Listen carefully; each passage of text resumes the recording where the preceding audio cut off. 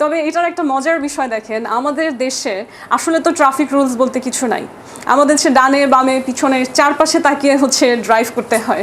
So যেই দেশে আসলে মানুষ কোনো আইন মানেই না বা আইন আসলে থাকেই না, হ্যাঁ, সেখানে যদি আপনি একজন পারফেক্ট ভালো বিদেশ থেকে আসলে লাইসেন্স যে ড্রাইভারগুলো থাকে বাইরের দেশে ড্রাইভ করে তাকে এনে দেন, আপনি দেখবেন কোনো বিদেশি বাংলাদেশে এসে ড্রাইভ করে না।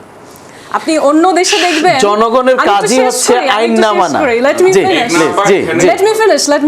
আমাদের দেশ থেকে যখন আমরা ভিন দেশে যাই বা অন্য দেশের মানুষ যখন ট্রাভেল করে, তারা দেখা যায় একটা গাড়ি রেন্ট নিয়ে নিজে ড্রাইভ করে ঘুরে বেড়ায়। হ্যাঁ, এটা একটা শান্তির স্বস্তির এক্সপিরিয়েন্স।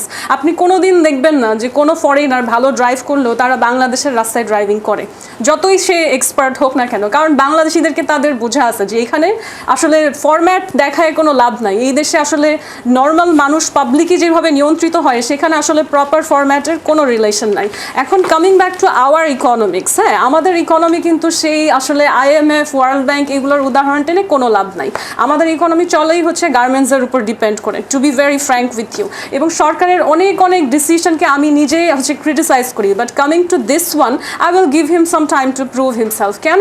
কারণ আমার দেশের অর্থনীতি আসলে IMF, ওয়ার্ল্ড ব্যাংক এইসব কথা বলে লাভ। সোয়েটার ফ্যাক্টরি যে চালাচ্ছে উনি আসলে সবচেয়ে বেশি আমার মনে হয় আমাদের ইকোনমিক্সের সাথে relatable. So let us give him some time and see যে আসলে আমার দেশের সাথে প্রাসঙ্গিক জায়গায় যে কাজ করে তার পক্ষে আসলে কি চেঞ্জ করা সম্ভব।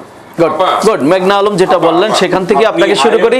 IMF এর কথা বললেন তো, IMF এর কথা যদি আপনি নাই শুনেন আপা, আমাদের সেই 80 টাকার পেট্রোলটা একটু আমাদেরকে দিয়ে দেখান।